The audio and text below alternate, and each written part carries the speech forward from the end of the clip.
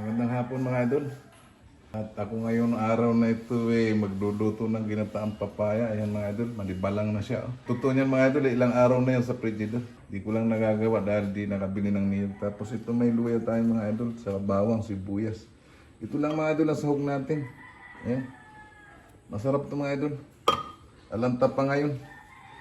Okay, mamaya na lang mga idol nagluto na ako, no? Pakita ko sa inyo. Ito pa lang mga idol, ito yung kakanggata. Ayan, tapos yung pangalawang piga natin, yan ilagay na natin dito para pampalambot natin. Okay, mamaya na lang. Ayan. Okay, sarap yan mga idol. Ayan mga idol, kumukulong na yung aking pinalalambutan papaya. Pinampalambot natin dito yung pangalawang piga mga idol. Ang papaya mga idol nahingi ko dyan sa kapitbahay. Wala tayong tanim Bigyan niya ako ng 4 na pirasong maliit lang. Okay, mamaya lang mga idol. Uy, malambot-lambot na mga idol. Ang sarap nito mga idol. Maniba lang. Lagyan na natin ito mga idol Lagyan natin ng luya. Saka itong bawang ng konti. Saka itong sibuyas Kasi sardinas yung sabi natin. Ayan. Tapos ilagay na natin ito mga idol yung kakanggata Ayan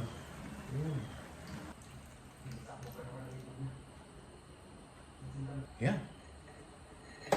Yan, mamaya na lang mga idol. Pag nilagay na natin ito, lagyan na natin mga idol ng asin. Tapos mga idol, ito ibuhos na natin itong masarap na sahog. Wala na. Sarap nito mga idol. Kakaiba diba mga idol? Hapunan, ginataan malapot mga idol talaga. Tikman natin mga idol.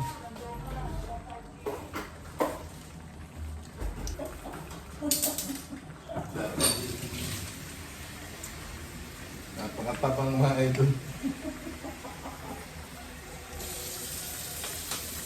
Ayodize naman mga idol kaya grabe lapot na mga idol Sana matikman nyo ito mga idol. Grabe sarap ito.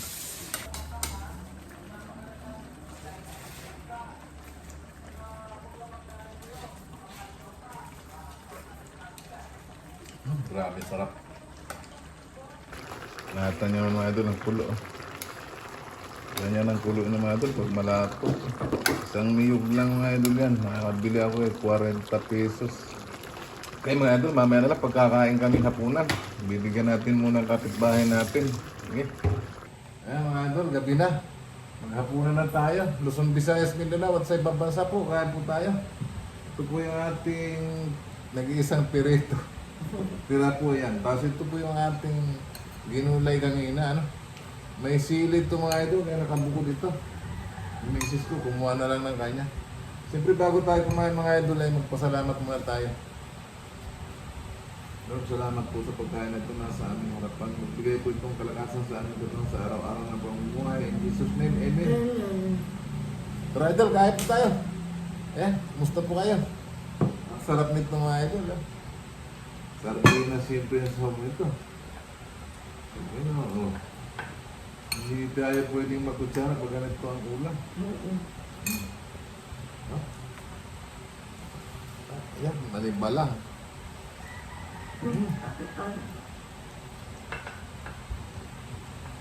Hati ka sa mayroong perito.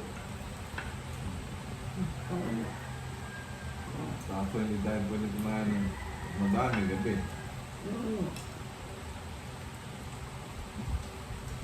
Wala tayong tanglag, kaya luya nilagay ko mga idol.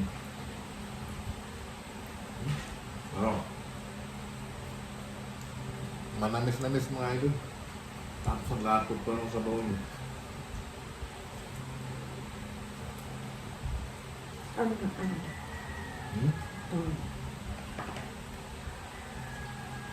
Wala ito. Bigyan natin kapitbahay natin, may-ari ng papaya mga idol. Wala ito lang pagluto mga idol. Simpleng ulam lang, pero masarap.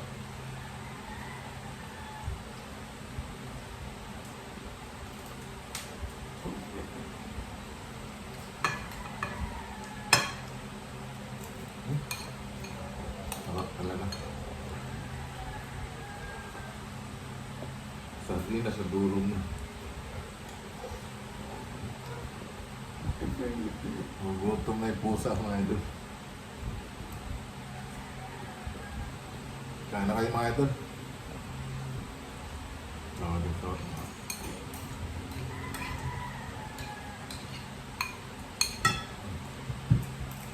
Hindi naman matalang masyadong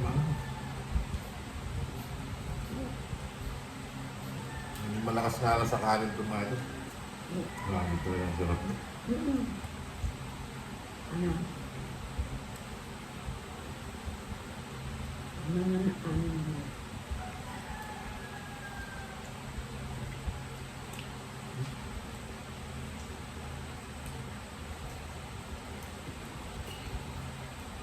Wala kasing maisip ng ulam ngayon, gabi. Kaya ginulay ko na matagal na kasi mga idol yun, 3 araw na yata. Boss. Ngayon mga idol, tapos na tayong kumain. Musta po muli kayo? Alam mo yung mga viewers ko po at saka subscriber, mag-ingat po kayo palagi at lagi tayong magdasal, maging ligtas sa lahat ng sakit, sa lahat ng masama, kapamakan at kalamidad. At sa hindi pa po nakapag-subscribe, pa-subscribe na rin po. Ingat po kayo, bye-bye!